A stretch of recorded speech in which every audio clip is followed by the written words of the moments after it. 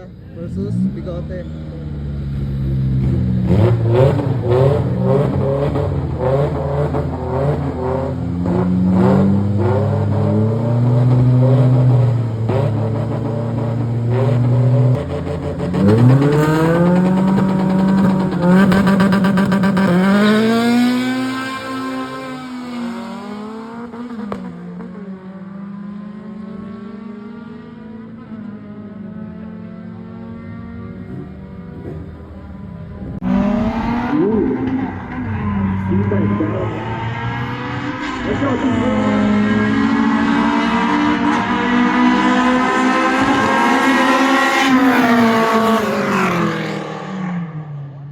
Sino kaya ang magbawagi?